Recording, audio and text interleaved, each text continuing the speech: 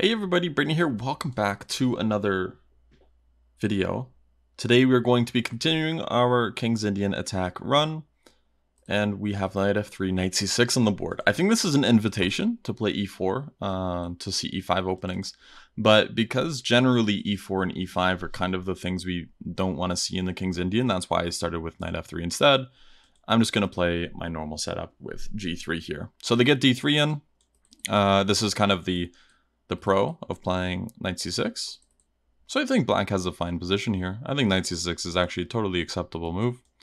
Yeah, let's just continue on with our development. Again, the great thing is, since we play this type of setup, we don't really have to worry too much in the opening of our plans. We can play almost the exact same thing every time. Now I'm looking at c4.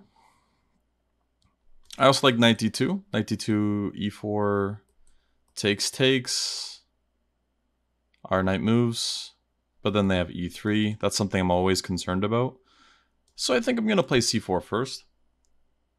This would take the bite out of c4 from e4 from them, if they let us take. So if they play something like bishop e6, which is a totally acceptable move, they can play bishop e6 or bishop e7. And actually what's going to happen is we're going to get like a reverse dragon here. This is essentially a dragon Sicilian where a c-pawn's been traded for a d-pawn, except it's opposite colors. And this is actually a good version of the dragon. And there's a few reasons why. So they could go for the knight takes d5, bishop c5 route. And this would be kind of like a Yugoslav attack. But this h6 move isn't really conducive to those plans.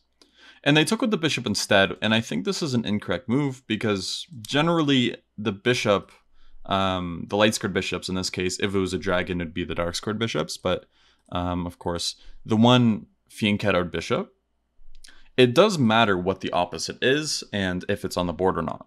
If we can somehow remove this bishop off the board for one of our knights or even the other bishop, I think it would give us at least a slight advantage, potentially a big one. And this is just helping our cause. So we could take on e5 here. This looks like a pawn, but at the same time, knight takes e5, maybe they take on g2 and then play something like, there's no queen d5 check, but maybe they play queen e7 or queen d6. Yeah, I think all of those things are possible. So I think I would rather stick to something like knight takes d5.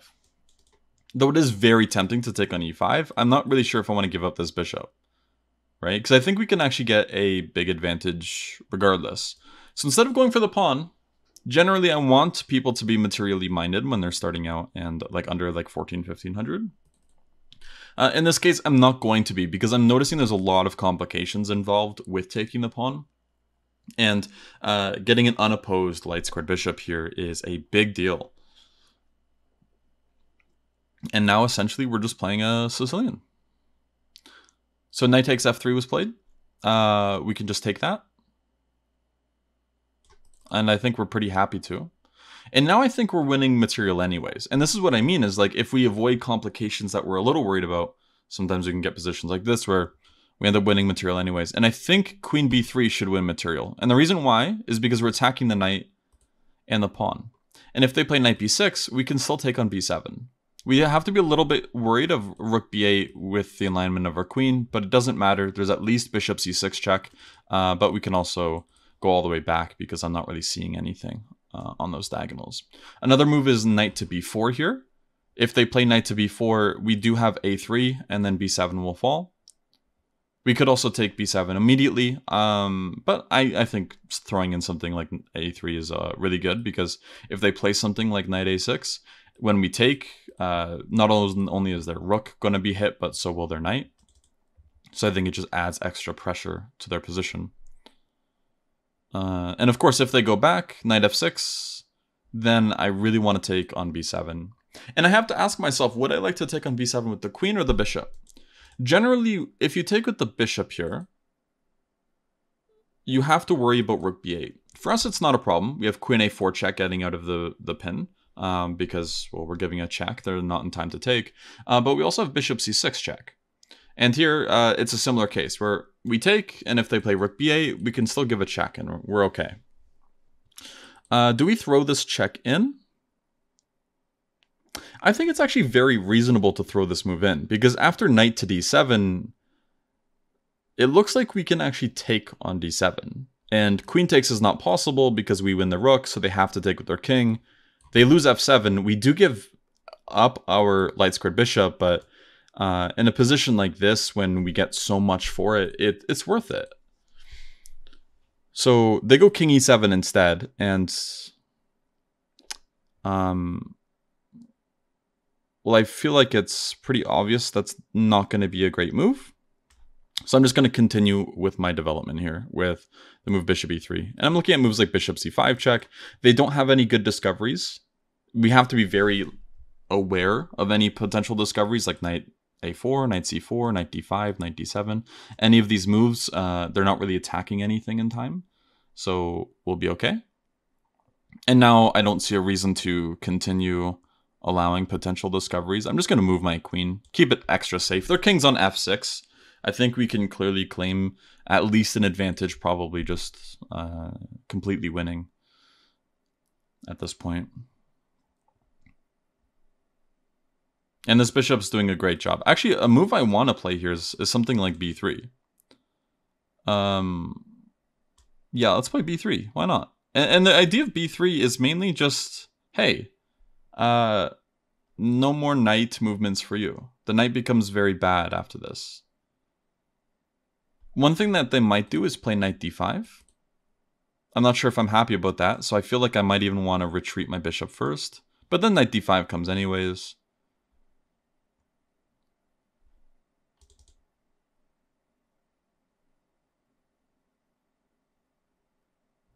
So if b3, knight d5, do I take?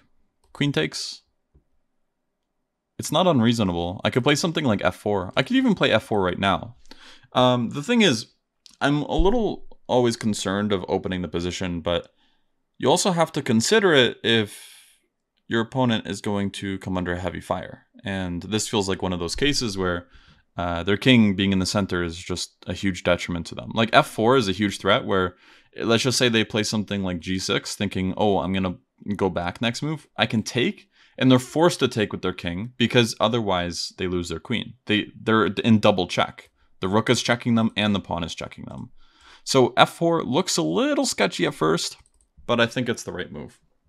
And again, this is a huge threat, where after king takes, bishop f4 check will immediately win the queen. And that's a problem. So knight d5 was played. I think we can just take. That feels safe. They have to take with the king, and we could give the check, where after knight takes, rook takes. This does feel completely winning. They do have to take with the knight. Is there anything better?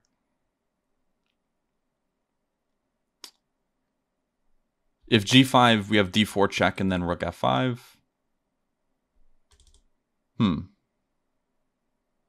I'm also looking at takes.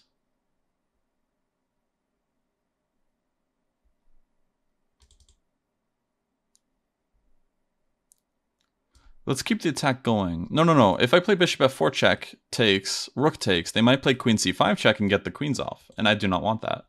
Instead, I'd rather play something like d4 check. Or bishop takes d5. Because keeping queens on would be very, very effective for our attack. So I'm going to give up the bishop pair, but the knight was annoying and threatening the bishop, so I had to do something about it. They keep offering a draw, but I'm not going to accept it. Let's give a check here. d4 check. And then I have rook f5 coming. They could try taking on b2 after rook f5, but it depends on where their king goes. So if their king goes to e6, rook f5 isn't even possible. But if they go king d6, rook f5, there's no rook takes b2 because I can take on d5 with check. The idea of rook takes b2 is a deflection, right? My queen is defending f5 and b2. So if they take on b2, then, and I recapture, then they can take on f5. But of course, I'm just not going to do that. So they only have two options here.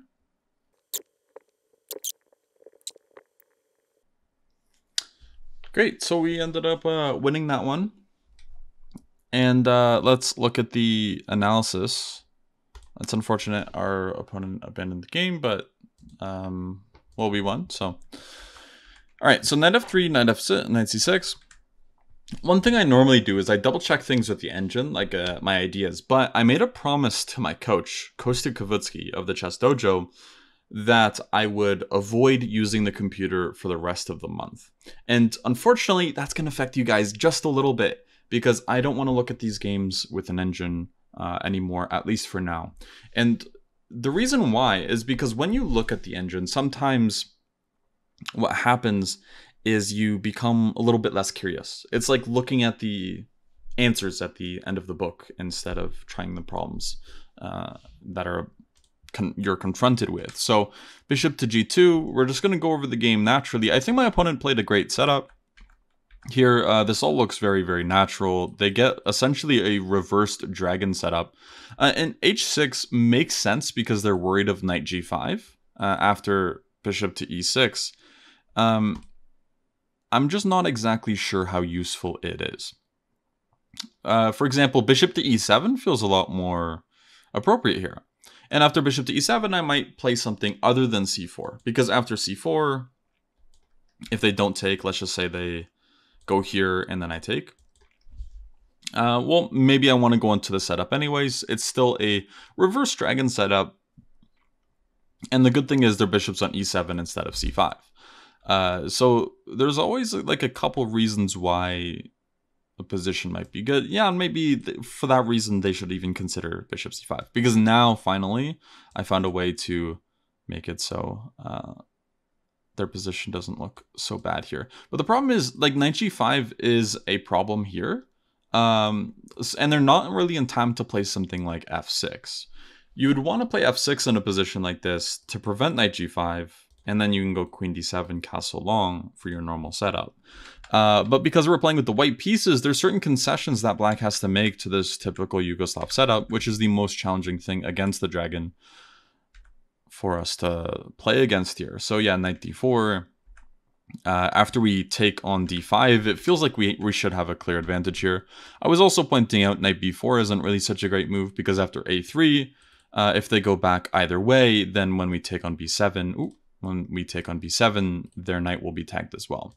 So something like bishop takes is still possible, because it looks like they're getting out just for a moment, but then we see queen a4 check, and this will pick up the knight. And obviously if knight c6, then we can just take, and we're threatening the knight, and if the knight moves, then we're threatening to take the rook, so this would be completely losing. So knight to b6, unfortunately this does lose the pawn, and this is a very, very bad pawn to lose. Because one of the big things that they would love to do in this position, like let's just say they didn't play this way instead. Or no, let's go forward a little bit. And let's say they even enter this position and I don't play queen b3. I just play a3. Yeah, maybe something like c6 would be reasonable for them, because it tries to block off the bishop and tries to claim that the bishop isn't as good. Of course, since we have the bishop pair in this type of position, which is a reverse Sicilian, I think the bishop pair means a great deal, because, well, we're going to try to open things up with something like d4, which might even be playable now. So yeah, after queen to b3, losing this pawn, now it's impossible to play something like c6 without the pawn just being a huge target for our fianchettoed bishop on g2, currently on b7, which is a huge problem. King e7 doesn't really inspire much, but also you can understand why they played it. For example, after knight d7 and we take, they cannot take with the queen because the rook hangs. So they have to take with the king, and then we win f7. And even if queen e7, we can win the endgame slowly because we're up 2 pawns, or we can keep things going with something like queen f5, queen e6, and like queen e4. And the game will continue with something like b3. And both positions are winning. This is probably what the computer would prefer if we were looking at it. Feel free to look at it yourself to criticize the play. If you have any questions, then feel free to ask them in the comments as well. So yeah, king e7, bishop e3, king f6. And the problem with bringing their king into the center is we can look at moves that may be originally undesirable, like f4, just because, well, it would weaken our dark square diagonal. But Here it doesn't matter because, well, their king is going to come under fire. Queen c2, queen d6, and f4. The problem is, again, we're taking. So I was talking about a line of g6 where we can actually take, and they're forced to take with their king because both of their pieces are hit. They cannot take they cannot take the pawn with their queen because their rook, their king is attacked two ways. It's being attacked by the pawn and the rook. So that's a problem. And if takes, then bishop f4 check would just win the queen here. So there was one variation I was looking at that I was a little concerned about, and that was here. I was looking at bishop f4 check, and I thought, okay, this is probably a good position. And then I realized maybe there's queen c5 check in the position. I'm now realizing this is probably just incorrect because we actually have d4 check exclam. I'm going to say exclam because our queen's hanging, but it doesn't matter. We block the check, and then they have to address it, and their queen and their king are both hit, and they're going to be losing their queen here now. So yeah, I missed d4 check in my analysis during the game, so it looks like that variation would have been totally fine, but I'm not really upset with how things went here. So if king d6, another thing I pointed out was that if rook f5, they can't play this move because rook takes d5 is a check. If it wasn't a check, then this would work, then they'd win a pawn back. But of course, it comes with check. And again, the idea is because it's the queen's overworked, defending b2 and f5. But of course, yeah, in this position, how I would have played it is, well, how they probably should have played is something like king e6, and then I'd play maybe rook f4, ideas of rook e4 check, but also mainly the idea of just rook f1 and piling up on the f file, where, you know, the king's in the center. I'm just preventing them from getting their king to safety too easily. And yeah, this would just be a very big advantage. It would still be maintained, and yeah, objectively, I think it's completely winning. So anyways, that's the game. Just as a note, make sure you're very careful about trying to go into these positions with moves like knight d4. If you're trying to go for mass exchanges, which is essentially what this was trying to do, make sure that the exchanges are good for you, because here, these exchanges weren't good. First off, again, getting that light squared bishop is more important to me than winning the c5 pawn through complications, because it would trade off the bishops, and who knows, maybe we mess something up somehow. But yeah, after taking this bishop, I think it's just a clear advantage to white. We can be extremely happy here, and it feels like it's like a two-result game. Either white's going to win or white's going to mess up and draw the game, as long as they're careful. Because generally when you have this fianchettoed bishop, it's very hard to get a kingside attack going unless you trade it off for their bishop. And if their bishop's not there anymore, they can't trade off your bishop. So there's not really a kingside attack because it's a great defender of your king. That's going to cover it for the game. I hope you guys enjoyed, and I will see you tomorrow with another one. Bye-bye.